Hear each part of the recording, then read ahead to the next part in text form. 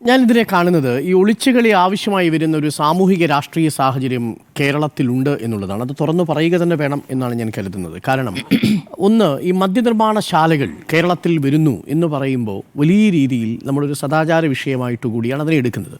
99 ശേഷം എന്തുകൊണ്ടാണ് കേരളത്തിൽ ബ്രൂവറികൾ ഒക്കെ ആ അടിസ്ഥാനത്തിൽ ലൈസൻസ് കൊടുക്കാൻ 98 തോന്നുന്നു അവസാനത്തെ ലൈസൻസ് കൊടുക്കുന്നത്. അത് നടപ്പിലാക്കുന്നത് AK ആൻ്റണിയുടെ കാലത്താണ് കേട്ടോ.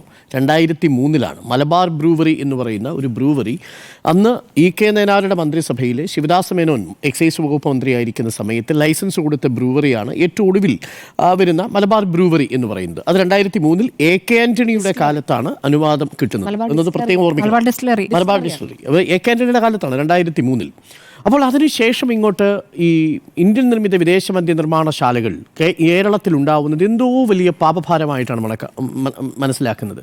നോക്കൂ, നമ്മുടെ സംസ്ഥാനത്തിന് ആവശ്യമായിട്ടുള്ള മദ്യ വിഭവങ്ങൾ പുറത്തു നിന്ന് കൊണ്ടുവരുന്നത് നോക്കൂ, അതിൽ ഏറ്റവും കൂടുതൽ ബിയർ ഉൽപ്പാദനം കേരളത്തിൽ വളരെ കുറവാണ്. ഇപ്പോഴും കേരളത്തിൽ യുണൈറ്റഡ് ബിവറേജസ് പാലക്കാട് ഇതേ പറയുന്ന പ്രദേശത്തെ കഞ്ചിക്കോട് പ്രദേശത്ത് ഇപ്പോഴും പ്രവർത്തിക്കുന്നുണ്ട്. കിങ്ഫിഷർ അടക്കമുള്ള ബ്രാൻഡുകൾ അവിടെയാണ് അവരുടെ ബിയർ ഉൽപ്പാദിപ്പിക്കുന്നത്. ഇപ്പോഴും അത് പ്രവർത്തിക്കുന്നു. അമൃത ഡിസ്റ്റിലറീസ് എന്ന് പറയുന്ന മറ്റൊരു ഡിസ്റ്റിലറി യൂണിറ്റ് ഇതേ പാലക്കാട് പ്രവർത്തിക്കുന്നുണ്ട്. അപ്പോൾ ഇതൊക്കെ പ്രവർത്തിക്കുന്നതിന് തടസ്സമില്ലാതിരിക്കുകയും 500 കിലോലിറ്റർ എഥനോൾ ഉൽപ്പാദിപ്പിക്കുന്ന ഒരു ബ്രൂവറി പ്ലാന്റ്, 4 ഘട്ടങ്ങളിലായിട്ടുള്ള ബ്രൂവറി പ്ലാന്റ് 600 കോടി രൂപ മുടക്കിൽ നിർമ്മിക്കാൻ വരികയും ചെയ്യുമ്പോൾ അതിനകത്ത് 2-3 കാര്യങ്ങൾ സ്വാഭാവികമായും സംശയമുണ്ടാകും. എനിക്കതിനകത്ത് 2 കാര്യങ്ങളിലാണ് എനിക്ക് വിയോജിപ്പുള്ളത്. ഒന്ന്, ഇത് ഒരു തദ്ദേശ സ്ഥാപനത്തിലേക്ക് അവിടേക്ക് വരുന്നൊരു വ്യവസായ സ്ഥാപനമാണ്. എന്തുകൊണ്ടാണ് എലപ്പുള്ളി പഞ്ചായത്തിനെ ഇക്കാര്യങ്ങൾ അറിയിക്കാതെ പോയത് എന്നുള്ളതാണ് ഒരു പ്രധാനപ്പെട്ട കാര്യം. ഒന്ന്, തദ്ദേശ വകുപ്പ് മന്ത്രിയും എക്സൈസ് വകുപ്പ് മന്ത്രിയും ഒരേ ആളാണ് കൈകാര്യം ചെയ്യുന്നത് തന്നെ. തദ്ദേശ വകുപ്പിനെ സാങ്കേതികമായി അറിയിക്കണമെന്നില്ല. കാര്യം ഈസ് ഓഫ് ഡൂയിങ് ബിസിനസിൻ്റെ ഭാഗമായി വ്യവസായ വകുപ്പ് അനുമതി നൽകുന്ന ഏതൊരു വ്യവസായ സംരംഭത്തിനും 3 വർഷം കഴിഞ്ഞ് മാത്രമേ പഞ്ചായത്തിന് അനുമതി കിട്ടേണ്ടതുള്ളൂ. അതാണ് സാങ്കേതികമായി അതിൽ പറയുന്നത്. പക്ഷേ അപ്പോഴും അത് കേവലം സാങ്കേതികത്വമാണെന്നിരിക്കെ ഇത്തരം വിഷയങ്ങളിൽ അവിടെ കർഷകരടക്കമുള്ള ആളുകൾ ഈ വിഷയത്തിൽ പ്രതിഷേധിക്കുമെന്നുള്ളത് സ്വാഭാവികമായി എല്ലാവർക്കും അറിയാമല്ലോ. കാര്യം ഇതിനു മുമ്പ് ഒരു പ്രതിഷേധം നമ്മൾ കണ്ടതാണ്. നേരത്തെ ഒരു ബ്രൂവറി 2018 തോന്നുന്നു ഡിസ്റ്റിലറീസ് തുടങ്ങാനുള്ള ഒരു നീക്കത്തിനെതിരെ ശക്തമായി രമേശ് ചെന്നിത്തല തന്നെ അന്ന് ആരോപണം ഉന്നയിക്കുകയും അഴിമതി ആരോപണം ഉന്നയിക്കുകയും 3 യൂണിറ്റുകൾക്ക് അന്ന് അനുമതി നൽകാനുള്ള തീരുമാനത്തിൽ നിന്ന് വലിയ പ്രാദേശിക പ്രതിഷേധത്തിലേക്ക് പോവുകയും ചെയ്തു. കാരണം അത് പ്രാദേശിക പ്രതിഷേധത്തെ തുടർന്നാണ്. അപ്പോൾ പ്രാദേശിക പ്രതിഷേധം ഉണ്ടായ ഒരു മുന്നനുഭവം സർക്കാരിനുണ്ടായിരിക്കെ എന്തുകൊണ്ടാണ് ഇക്കാര്യം തുറന്ന് പൊതുസമൂഹത്തിൽ ചർച്ച ചെയ്ത് പഞ്ചായത്തിൻ്റെതടക്കമുള്ള വിശ്വാസം നേടിയെടുക്കാൻ കഴിയാഞ്ഞത്? കാര്യങ്ങൾ നേരിട്ട് പറയുക. ഒന്ന്, 600 കോടി രൂപ മുടക്കിൽ വരുന്ന ഒരു വലിയ വ്യവസായ സംരംഭമാണ് ഇത്. 1000-ലധികം പേർക്ക്, വിശിഷ്യ പാലക്കാട്ടെ കർഷകരെ സംബന്ധിച്ച് വളരെ ഗുണകരമായൊരു പ്രോജക്റ്റാണ്. കാര്യം ഇതിനകത്തെ മൾട്ടി ഫീഡ് സ്റ്റേഷൻ ഉണ്ടല്ലോ, അതുവഴി വരുന്ന ഒരുപാട് ബ്രോക്കൺ റൈസാണ് ഇതിലെ ഒരു പ്രധാനപ്പെട്ട റോ മെറ്റീരിയൽ എന്ന് പറയുന്നത്. അത് പാലക്കാട്ടെ കർഷകരിൽ നിന്ന് സംഭരിച്ച് തന്നെയാണ് കൊടുക്കാൻ ഉദ്ദേശിക്കുന്നത്. അതൊരു പ്രധാനപ്പെട്ട കാര്യമാണ്. ഉപയോഗിക്കരുതെന്നാണ് അല്ലല്ല, ബ്രോക്കൺ റൈസ് വേണം എന്നല്ല അത് പറഞ്ഞിരിക്കുന്നത്. ബ്രോക്കൺ റൈസ് വേണം ബ്രോക്കൺ റൈസ് വേണം എന്നാണ് പറഞ്ഞിരിക്കുന്നത്. അതിനകത്ത് പറഞ്ഞിരിക്കുന്നത് എന്നാണ് ഞാൻ മനസ്സിലാക്കുന്നത്. തെറ്റുണ്ടെങ്കിൽ തിരുത്താം. അതേപോലെ മറ്റ് പദാർത്ഥങ്ങൾ, അതായത് വെജിറ്റബിൾ, ഉപയോഗശൂന്യമായ മറ്റു വെജിറ്റബിൾ, ഇതെല്ലാം ഫെർമെന്റ് ചെയ്യുന്നതിനും ഇത് ഡിസ്റ്റിൽ ചെയ്യുന്നതിനും ബ്രൂ ചെയ്യുന്നതിനും ബ്രോക്കൺ റൈസ് വേണം എന്നുള്ളതാണ്. അപ്പോൾ ഇതാണ് നമ്മുടെ പ്രശ്നം. അതായത് കർഷകരുടെ ഭാഗത്ത് നിന്ന് ചിന്തിക്കുമ്പോൾ കർഷകർക്ക് ഗുണകരമായ പച്ചക്കറിയുമായി ബന്ധപ്പെട്ട ഉൽപ്പന്നം, ഇപ്പോൾ നമുക്കറിയാം തൊട്ടടുത്ത് പൊള്ളാച്ചി മാർക്കറ്റുണ്ട്. ആ മാർക്കറ്റുകളിൽ നിന്നൊക്കെ വരുന്ന പച്ചക്കറി ഇതിന് ഉപയോഗിക്കാവുന്നതാണ്. അപ്പോൾ വിഭവങ്ങളെ അവിടെ ഉപയോഗിച്ചുകൊണ്ട് 600 കോടി രൂപ നിർമ്മാണ ചെലവിൽ ഒരു ബ്രൂവറി യൂണിറ്റ് സ്ഥാപിക്കുമ്പോൾ ആയിരക്കണക്കിന് ആളുകൾക്ക് അവിടെ തൊഴിൽ സംരംഭം ഉണ്ടാകുന്നു. അതിനുമപ്പുറം നമ്മുടെ സംസ്ഥാനത്തേക്ക് വരുന്ന മദ്യത്തിൽ GST ഭീമമല്ലേ? ആ GST ഒക്കെ പോകുന്നത് എവിടെയാണ്? മറ്റ് സംസ്ഥാനങ്ങളിലേക്കാണ്. മധ്യപ്രദേശിലേക്ക് പോവുകയാണ് GST, മഹാരാഷ്ട്രയിലേക്ക് പോവുകയാണ് ഈ പറയുന്ന GST. അതെന്തുകൊണ്ട് കേരളത്തിൽ നിർത്തിക്കൂടാ എന്നുള്ളതാണ് പ്രശ്നം. ഈ പണം ഉണ്ടെങ്കിലല്ലേ സാധാരണക്കാരായിട്ടുള്ള മനുഷ്യർക്ക് സാമൂഹ്യക്ഷേമ പെൻഷൻ കൊടുക്കാൻ പറ്റൂ. ഇവിടുത്തെ ആശുപത്രികളിൽ നിങ്ങൾക്ക് കേവലം മരുന്ന് ഉൽപ്പാദിപ്പിക്കാൻ കഴിയൂ, മരുന്ന് കൊടുക്കാൻ സാധിക്കൂ. കുടിശ്ശികയാണ്. കഴിഞ്ഞ ഒക്ടോബർ മാസം മുതൽ പല മരുന്ന് നിർമ്മാണ കമ്പനികൾക്കും നമ്മുടെ സംസ്ഥാനത്ത് കുടിശ്ശികയാണ്, റേഷനിൽ കുടിശ്ശികയാണ്. അപ്പോൾ ഇതൊക്കെ തീർക്കുന്നതിന് സംസ്ഥാനം തനത് വിഭവം കണ്ടെത്തണമെന്ന് ഒരു ഭാഗത്ത് പറയുകയും തനത് വിഭവം കണ്ടെത്തുന്നതിൻ്റെ ഭാഗമായ ഒരു ബ്രൂവറി യൂണിറ്റ് വരുന്ന സമയത്ത് അതിൻ്റെ മുന്നിലേക്ക് സാങ്കേതിക കാരണങ്ങൾ പറഞ്ഞുകൊണ്ട് അതിനെ എതിർക്കുകയും ചെയ്തു. നമുക്ക് ഏതെങ്കിലും തരത്തിൽ അഴിമതി ആരോപണമുണ്ടോ? അന്വേഷിക്കാവുന്നതാണ്. ഇതിൽ ആദ്യത്തെ ആരോപണം എന്തായിരുന്നു? ഒന്ന്, പൊളിഞ്ഞുപോയ ആരോപണമാണ്. ഒന്ന്, ടെൻഡർ വിളിച്ചിട്ടില്ല എന്നുള്ളതായിരുന്നു. ഇത്തരമൊരു സംരംഭത്തിന് ടെൻഡറിൻ്റെ ആവശ്യമേ ഇല്ല. കാര്യം എഥനോൾ നിർമ്മാണത്തിനുള്ള ഷോർട്ട് ലിസ്റ്റ് ചെയ്ത കമ്പനിയാണ് ഈ ഒയാസിസ് കമ്പനി എന്ന് ഉത്തരവിൽ തന്നെ പറയുന്നുണ്ട്. മറ്റൊരു കമ്പനിയും ഈ പറയുന്ന പ്രോജക്റ്റിന് വേണ്ടി അപ്ലൈ ചെയ്തിട്ടില്ല. 2024 മദ്യനയം അല്ലല്ല, കേരളത്തിൽ നിന്ന് മാത്രമാണ് ഈ പറയുന്ന കേരളത്തിലെ അഡ്രസ് കൊടുത്ത് oasis company letter of expression കൊടുത്ത് കേരളത്തിൽ പിന്നെ കേന്ദ്രത്തിൽ നിന്ന് ലൈസൻസ് വാങ്ങിച്ചിരിക്കും. നമ്മുടെ തൊട്ടപ്പുറത്ത് തമിഴ്നാട്ടിൽ 8 കമ്പനികൾക്ക് ആയിക്കോട്ടെ. എന്റെ സംശയം, ഈ കമ്പനിക്ക് ഞാൻ മനസ്സിലാക്കുന്നത് തമിഴ്നാട്ടിലും കർണാടകയിലും ലൈസൻസ് ഉണ്ട്. അല്ലല്ല, ഞാൻ മനസ്സിലാക്കിയത് കേരളത്തിൽ ഒറ്റ കമ്പനിയുള്ളൂ, അത് ഒയാസിസ്. അല്ല, തീർക്കട്ടെ. ഈ കർണാടകയിലും തമിഴ്നാട്ടിലും കേരളത്തിലും ഉണ്ട്. മാത്രമല്ല, കോൺഗ്രസ് ഭരിക്കുന്ന സംസ്ഥാനത്ത് ഇതിന് ലൈസൻസ് ഇല്ലേ? ഉണ്ടാവും. പഞ്ചാബിൽ ലൈസൻസ് ഇല്ലേ? പഞ്ചാബിൽ എപ്പോഴാണ് ലൈസൻസ് കിട്ടിയത്? അമരീന്ദർ സിംഗ് ഭരിക്കുന്ന സമയത്ത്, അവിടെ കോൺഗ്രസ് ഭരിക്കുന്ന സമയത്ത് ലൈസൻസ് കൊടുത്ത കമ്പനി ഒയാസിസ്. പഞ്ചാബിലെ പൂട്ടിപ്പോയി. പഞ്ചാബിൽ അതിനുശേഷം പൂട്ടി. ആം ആദ്മി പാർട്ടി വന്നപ്പോൾ അതിനുശേഷം വരുന്ന ഘട്ടത്തിലാണ് അത് പൂട്ടുന്നത്. ഹരിയാനയിൽ ഭരിച്ചിരുന്നത് ആരാ? ഒരു ഘട്ടത്തിൽ ഹരിയാനയിൽ വരുന്നത് ഇതേ കമ്പനി ഒയാസിസ് ആണ്.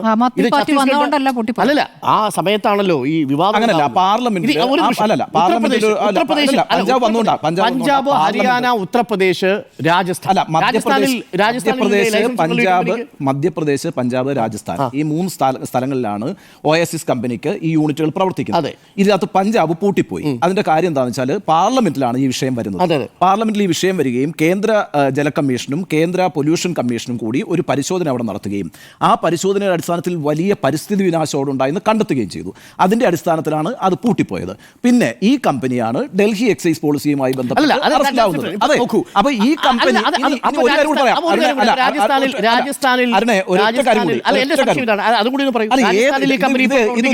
പ്രശ്നം എന്താ അറിയാമോ? ഇത് നമ്മുടെ ഒരു കോൺഗ്രസ് വേഴ്സസ് CPM ഇഷ്യൂ ആയിട്ട് അല്ല കാണേണ്ടത്.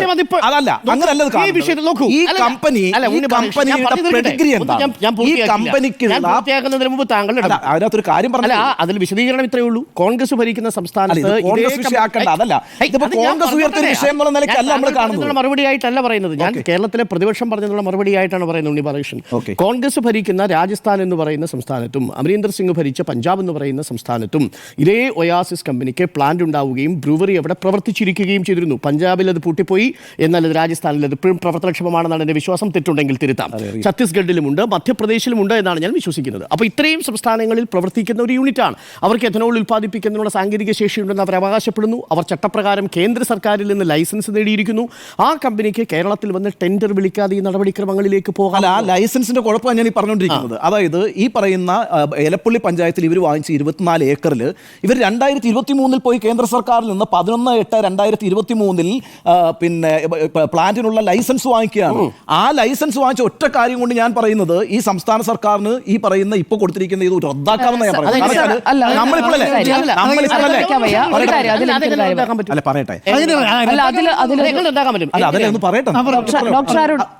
ആ ഡേറ്റിൽ ഒരു ഇതുണ്ട്. കാരണം 2023 2024 ഫെബ്രുവരി 9 ഈ പറഞ്ഞ അങ്ങ് സൂചിപ്പിച്ച എക്സ്പ്രഷൻ ഓഫ് ഇൻട്രസ്റ്റ് ഒയാസിന് കൊടുത്തിരിക്കുന്നത്. അതായത് ഈ കാര്യം ചർച്ച ചെയ്തതിനു ശേഷമാണ് കേന്ദ്ര സർക്കാരിന്റെ അനുമതി കിട്ടുന്നത്.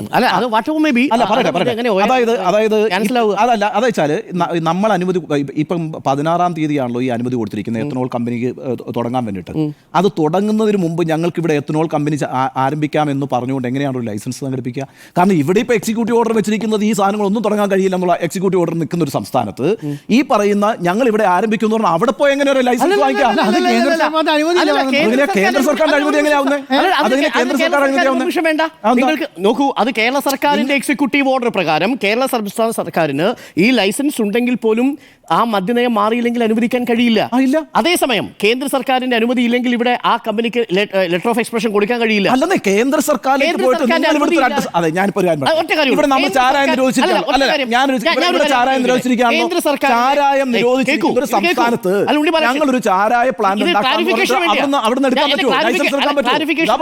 ക്ലാരിഫിക്കേഷൻ ഇതാണ്. എഥനോൾ നിർമ്മിക്കുന്നതിനുള്ള കേന്ദ്ര സർക്കാരിന്റെ അനുമതി ഇല്ലാതെ ഒരു സ്ഥാപനത്തിന് സംസ്ഥാന സർക്കാരിന്റെ പെർമിഷൻ നേടാൻ പറ്റും? ഇല്ല, പറ്റില്ല.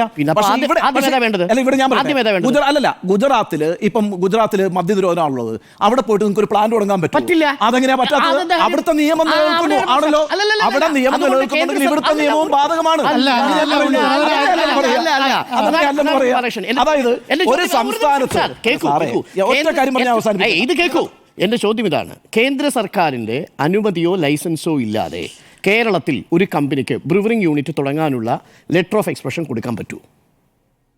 അല്ല അത് തന്നെയാണല്ലോ ഞാൻ ഈ പറഞ്ഞോണ്ടിരിക്കുന്നത്. അപ്പൊ ആദ്യം വരെ വരേണ്ടത്. അല്ലല്ല കേന്ദ്ര സർക്കാരിന്റെ അനുമതി ഇല്ലാതെ പറ്റുമോ? ഇതല്ലേ ഞാൻ എന്താണ് കേന്ദ്ര സർക്കാരിന്റെ അനുമതി? എന്താണ് കേന്ദ്ര സർക്കാരിന്റെ അനുമതി? എന്തിനാണ് കേന്ദ്ര സർക്കാരിന്റെ പരിചയസമ്പന്നത. ആ കമ്പനി അനുമതി? എന്തിനാണ് അനുമതി? എന്തിനാണ് നിങ്ങളൊരു ചോദ്യം എവിടെ എഥനോൾ ഉൽപ്പാദിപ്പിക്കാനാണ് അനുമതി? എവിടെ എഥനോൾ ഉൽപ്പാദിപ്പിക്കാനാണ് അനുമതി? പരിചയസമ്പന്നത. പെട്രോളിയം കമ്പനി എഥനോൾ നിർമ്മിക്കാനാണ് അനുമതി. എഥനോൾ യൂണിറ്റ് നിർമ്മിക്കുന്നത്, അതിന്റെ ഭാഗമായിട്ടാണ് ബാക്കിയുള്ള പ്രോജക്റ്റുകൾ അത് നിർമ്മിക്കുന്നത്. എഥനോളിനാണ് പെർമിഷൻ വേണ്ടത്. എഥനോളിന്റെ പെർമിഷനുള്ള കേന്ദ്ര സർക്കാരിന്റെ പെർമിഷൻ ആദ്യം നേടണം. അതിനുശേഷം മാത്രമേ ഒരു സംസ്ഥാനത്ത് നിങ്ങൾക്ക് റിക്വസ്റ്റ് കൊടുക്കാൻ കഴിയൂ. ആ പെർമിഷൻ കേന്ദ്ര സർക്കാരിന്റെ ഇല്ലെങ്കിൽ ആ ഒറ്റ കാരണം പറഞ്ഞാൽ കമ്പനിക്ക് അനുമതി നിഷേധിക്കാം. ഇവിടെ ഈ ഉത്തരവ് വളരെ വ്യക്തമായി നോക്കൂ. രണ്ടാമത്തെ പാരഗ്രാഫിൽ എന്താ പറഞ്ഞിരിക്കുന്നത്?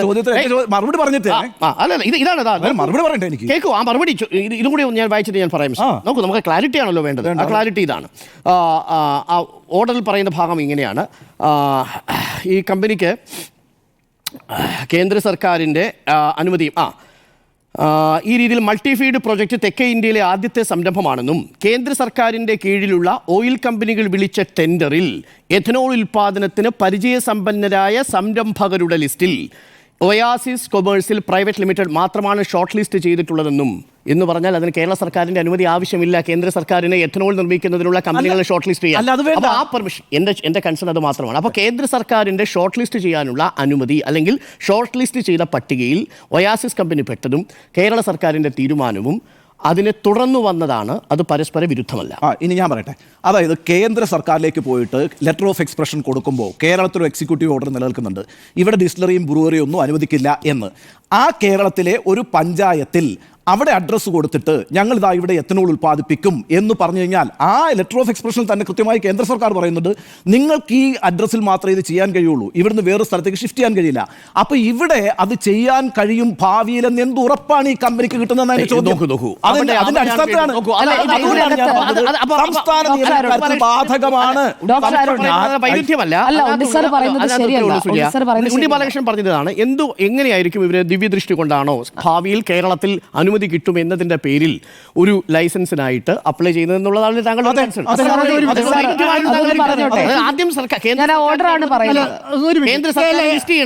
കേന്ദ്ര സർക്കാരിന്റെ അനുമതി കിട്ടാനായിട്ട് നിങ്ങൾ കൊടുക്കുന്ന അഡ്രസ് എന്ന് പറഞ്ഞ കേരളത്തിൽ സാധ്യതയില്ലല്ലോ. കാരണം നിലവിലുള്ള എക്സിക്യൂട്ടീവ് ഓർഡർ പ്രകാരം ഡിസ്റ്റിലറിയോ ബ്രൂവറിയോ ഉണ്ടാക്കാൻ കഴിയില്ല എന്ന് മാത്രമല്ല നിങ്ങൾ ആദ്യം കൊടുത്തിരിക്കുന്നത് എന്തിനാണ്? എത്തനോളും അല്ല. ഒന്നാം ഘട്ടത്തിൽ എന്താണുള്ളത്? ബോട്ട്ലിംഗ് ആൻഡ് ബ്ലെൻഡിംഗ് ആൻഡ് ബോട്ട്ലിംഗിനാണ് ആദ്യം കൊടുത്തിരിക്കുന്നത്. ഉണ്ണി ബാലകൃഷ്ണൻ, കേന്ദ്ര സർക്കാർ ഏത് വിഭാഗത്തിലാണ് ഷോർട്ട് ലിസ്റ്റ് ചെയ്തിരിക്കുന്നത് ഈ കമ്പനിയെ? ഡിസ്റ്റിലറിംഗ് യൂണിറ്റ്, ബ്രൂവറിംഗ് യൂണിറ്റിന്റെ വിഭാഗത്തിലാണോ? അല്ല, എത്തനോൾ ബേസ്ഡ് ഓയിൽ പ്രോഡക്റ്റ് കേരളത്തിൽ തടസ്സമാണോ? അല്ല, അങ്ങനെയാണ് തടസ്സമാണെന്നാണ് പറഞ്ഞിരിക്കുന്നത്. കാരണം ഒരു സാധനങ്ങളിനകത്തും ഇത് എത്തനോൾ ബ്രാൻഡോ ബ്രൂവറിയോ പിന്നെ വൈൻ ബ്രൂവറിയോ അങ്ങനെ അത്തരത്തിലുള്ള ഡിസ്റ്റിലറിയോ ഒരു കാര്യവും അനുവദിക്കത്തില്ല എക്സിക്യൂട്ടീവ് ഓർഡർ ഉള്ളത്. 1999 ഓർഡിനകത്ത് എഥനോളുമായി ബന്ധപ്പെട്ട് എന്താ ഉള്ളത്? ഒന്നുമില്ല. പ്രശ്നം ക്ലാരിറ്റി വരുത്താൻ വേണ്ടിയാണ്, പ്രേക്ഷകർ കൺഫ്യൂസ്ഡ് ആവാതിരിക്കാൻ വേണ്ടിയാണ്. അതായത് 1999 എക്സിക്യൂട്ടീവ് ഓർഡർ പ്രകാരം ഒരു എഥനോൾ യൂണിറ്റ് നിർമ്മിക്കുന്നതിന് കേരളത്തിലെ മേൽവിലാസത്തിൽ ഒരു കമ്പനിക്ക് കേന്ദ്ര സർക്കാരിനോട് അപേക്ഷിക്കുന്നതിന് ഒരു സാങ്കേതിക തടസ്സവുമില്ല. അതിനകത്ത് ഒരു ആരോപണം നമുക്ക് വേണമെങ്കിൽ പറയാം. ഭാവിയിൽ വരാൻ പോകുന്ന ബ്രൂവറി യൂണിറ്റിന് വേണ്ടി 24 ഏക്കർ നേരത്തെ വാങ്ങിച്ചു, അത് ഏതെങ്കിലും തരത്തിൽ സർക്കാരിന്റെ ഭാഗത്തു നിന്ന് ഒരു പെർമിഷൻ കിട്ടി.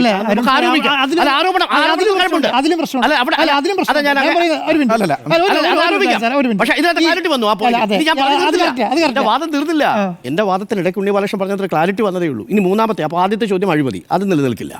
രണ്ടാമത്തത്, ഈ പറയുന്ന 2003 AK ആന്റണിയുടെ കാലത്ത് 1998 ശിവദാസ മേനോൻ ഉത്തരവ് കൊടുത്ത ഒരു കമ്പനി ഇവിടെ പ്രവർത്തിച്ചു തുടങ്ങിയിട്ടുണ്ട്, കമ്മീഷണറുടെ എക്സൈസ് കമ്മീഷൻ അനുമതിയോടുകൂടി. അന്ന് AK ആന്റണിയാണ്. അതാണ് തുടങ്ങിയപ്പോഴേ 2003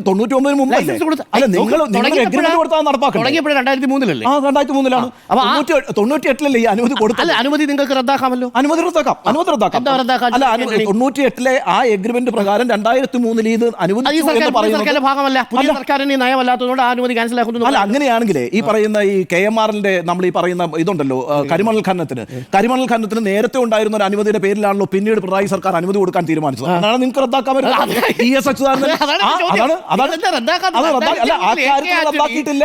അന്നാ നിയമത്തിൽ റദ്ദാക്കിയിട്ടില്ല. 1998 ഇ.കെ. നായരുടെ മന്ത്രിസഭാ കാലത്ത് ശിവദാസ മേനോൻ കൊടുത്ത ഒരു ഉത്തരവിന്റെ അടിസ്ഥാനത്തിൽ എ.കെ. ആന്റണിയുടെ കാലത്ത് ഒരു ബ്രൂവറി കമ്പനി വരുന്നു. സർക്കാരിന്റെ പുതിയ എ.കെ. ആന്റണി സർക്കാരിന്റെ പുതിയ മദ്യനയം അനുസരിച്ച് ബ്രൂവറി ഞാൻ ചോദിക്കുന്നത് അതെങ്ങനെയാണ് അതൊരു നിയമപ്രശ്നമല്ലേ? അതൊരു നിയമപ്രശ്നമല്ലേ? നിങ്ങൾക്ക് 1999 മുമ്പ് നിലവിൽ എങ്ങനെ മദ്യനയമാകും? 1998 നിങ്ങൾ ഒരു കമ്പനിയുമായിട്ട് എഗ്രിമെന്റ് ആണ്. ആ എഗ്രിമെന്റിന്റെ പ്രകാരം അവർ തുടങ്ങുന്നത് 2003-ലാണ്. അടിസ്ഥാനത്തിൽ ഞങ്ങൾക്ക് മദ്യനയത്തിന്റെ അടിസ്ഥാനത്തിൽ പുതിയ ബ്രൂവറികൾ തുടങ്ങണം. എല്ലാം റിട്രോസ്പെക്റ്റീവ് എഫക്റ്റിൽ ക്യാൻസൽ ചെയ്തിരിക്കുന്നു. സർക്കാരിന് തീരുമാനിക്കാമല്ലോ. അങ്ങനെയൊക്കെ തീരുമാനിക്കാം.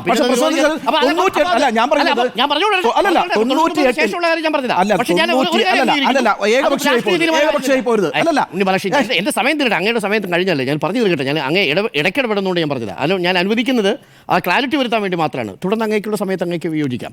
മൂന്നാമത്തെ ഒരു പ്രധാനപ്പെട്ട കാര്യം ഇതിൽ ജലലഭ്യതയെ സംബന്ധിച്ചുള്ള കാര്യമാണ്. ജലലഭ്യതയെ സംബന്ധിച്ച് ഒരു കാര്യത്തിൽ എനിക്ക് ആശങ്കയുണ്ട്. കാര്യം ഈ ഉത്തരവിൽ പറയുന്നത് വാട്ടർ അതോറിറ്റി വെള്ളം കൊടുത്തുകൊള്ളാമെന്നും പിന്നീടാണ് ജലസംഭരണിയുടെ കാര്യം, മഴവെള്ള സംഭരണിയുടെ കാര്യം പറയുന്നത്. മഴവെള്ള സംഭരണിയെക്കുറിച്ചാണ് ഇന്ന് എം.വി. ഗോവിന്ദ മാഷ് പറയുന്നത്. മഴവെള്ള സംഭരണിയെ പൂർണ്ണമായിട്ടും ആശ്രയിച്ചാണ് ഇത് നിൽക്കുന്നതെങ്കിൽ എനിക്കതിനോട് യോജിപ്പില്ല. നമ്പർ 1. കാര്യം ആ പ്രദേശത്ത് നിങ്ങൾ സൂചിപ്പിച്ചതുപോലെ ഭൂഗർഭ ജലവിധാനത്തിൽ ചിറ്റൂർ മേഖലയിലാകെ കാര്യമായിട്ട് പ്രശ്നമുണ്ട്. ഈ എലപ്പുള്ളിയിൽ മാത്രമാണ് അല്പമെങ്കിലും ഉയർന്നു നിൽക്കുന്നത്.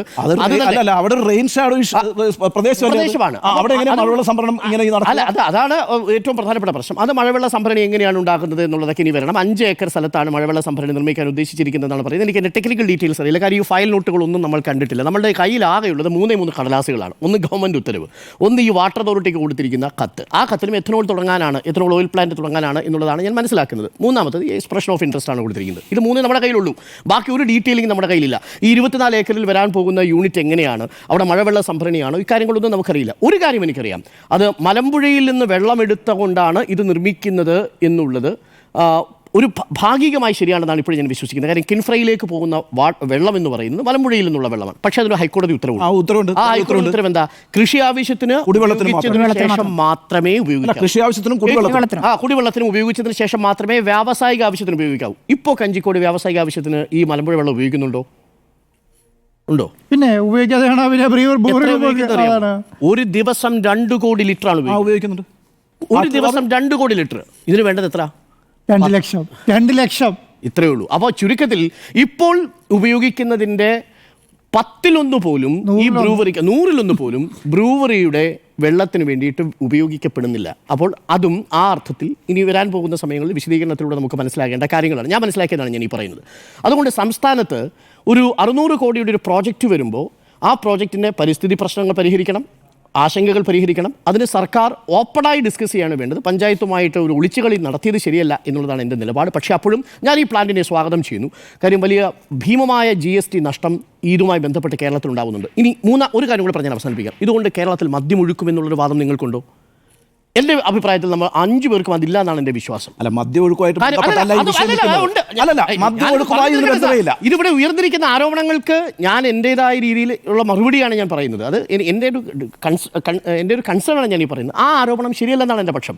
കാര്യം നിലവിൽ കേരളത്തിലേക്ക് വരുന്ന മദ്യം ഒഴുക്കിക്കൊണ്ടിരിക്കുന്ന കമ്പനികളെല്ലാം തന്നെ അതേപടി വൻ ലാഭം ഉണ്ടാക്കുന്നു. കർണാടകയിലെ ലാഭം, കർണാടകയിലെ കമ്പനികൾക്ക് ലാഭം ഉണ്ടാക്കുന്നതിൽ കേരളത്തിൽ ആർക്കെങ്കിലും അതൃപ്തിയുണ്ടോ? കർണാടകയും ഗോവയുമാണ് ലാഭം അടിച്ചുകൊണ്ട് പോകുന്നത് മുഴുവൻ. അത് കേരളത്തിൽ GST കിട്ടുന്നത് കൊണ്ട് ആർക്കാണ് വിഷമം? അതൊന്ന്. രണ്ടാമത്തെ ഒരു പ്രധാനപ്പെട്ട കാര്യമുണ്ടല്ലോ, ഇതുമായി ബന്ധപ്പെട്ടുള്ള തൊഴിലവസരങ്ങൾ നമുക്ക് കിട്ടുന്നില്ലേ? ആ തൊഴിലവസരങ്ങൾ ആരെ കാണാതെ പോകുന്നത്? അതൊരു പ്രധാനപ്പെട്ട വിഷയം. അത് പ്രധാനപ്പെട്ട വിഷയം. വെള്ളം കിട്ടാതെ പോയ നിങ്ങളൊരു കാര്യം സ്ഥാപിച്ചാ പോകുന്നത്. ചർച്ച വേണ്ടേ? ഞാനൊന്ന് പൂർത്തിയാക്കട്ടെ. എന്റെ സുഹൃത്തെ, സമയം തരൂ ഉണ്ണി ബാലകൃഷ്ണൻ. ഞാൻ അങ്ങേക്ക് സമയം നിങ്ങൾ സംസാരിച്ചു. അല്ലെ, ഒരു ഒറ്റ പോയിന്റ് കൂടി ഞാൻ ഇതുമായി ബന്ധപ്പെട്ട് പറഞ്ഞ് തീർക്കാനുള്ളതാണ്. അതിൽ മദ്യം ഒഴുക്കുന്നതിന്റെ ഭാഗമായി കേരളത്തിൽ 390 മറ്റോ ബിവറേജസുകളാണ് ഉള്ളത് അല്ലേ? 3890 ഉണ്ട്. എവിടെയാ? കർണാടകയിൽ. അവിടെ ഈ മദ്യം ഒഴുക്കുന്നതും ഈ പ്രശ്നങ്ങളും ഒന്നും ആ അർത്ഥത്തിൽ നമ്മൾ ചർച്ച ചെയ്യപ്പെടുന്നത് ഇതുകൊണ്ടല്ല. ഇതിവിടെ എന്താ പ്രശ്നം? അടിസ്ഥാനമായി ഞാൻ മനസ്സിലാക്കുന്നത് കേരളത്തിൽ മദ്യനയം മാറിയേ മതിയാകുമെന്ന് നമ്മളടക്കം ചർച്ച ചെയ്തതാണ്. പബ്ബുകൾ തുടങ്ങണം, ഈ IT പാർക്കുകളുമായി ബന്ധപ്പെട്ടുകൊണ്ട്, ടൂറിസം സെക്ടറുമായി ബന്ധപ്പെട്ടുകൊണ്ട്, അതിലൊക്കെ നമ്മളുടെ മലയാളികളെ ബാധിച്ചിരിക്കുന്ന കപട സദാചാരത്തെ മാറ്റിമറിച്ചുകൊണ്ട് വ്യക്തവും സുതാര്യവും ആരോഗ്യകരവുമായ ഒരു മദ്യനയം സംസ്ഥാനത്തിന് വേണം. ആ മദ്യനയത്തിൻ്റെ ഭാഗമായി പബ്ബുകൾ തുടങ്ങുമ്പോൾ സാങ്കേതികമായി നമുക്ക് ഇവിടെ ബ്രിവറി ഇല്ലെങ്കിൽ അത് പ്രവർത്തിക്കാൻ കഴിയില്ല. 2 ദിവസത്തിൽ കൂടുതലൊന്നും ഈ പിക്ചറുകളിൽ സൂക്ഷിക്കുന്ന വലിയ ക്യാനുകളിൽ കൊണ്ടുവരുന്ന ബീറുകളൊന്നും ഒരു പബ്ബിലും സൂക്ഷിക്കാൻ കഴിയാത്ത സാങ്കേതിക പ്രശ്നമുണ്ട്. കർണാടകയിലും ഗോവയിലും ഡൽഹിയിലും ഒക്കെ അങ്ങനെ അത് പ്രവർത്തിക്കുന്നത്.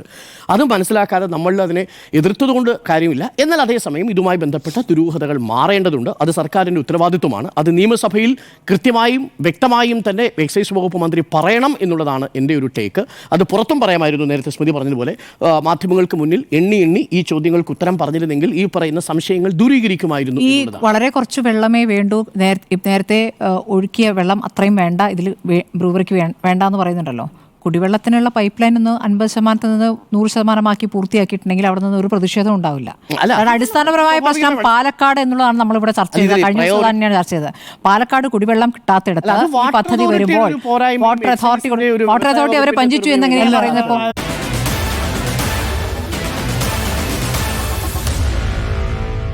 Meet the editors.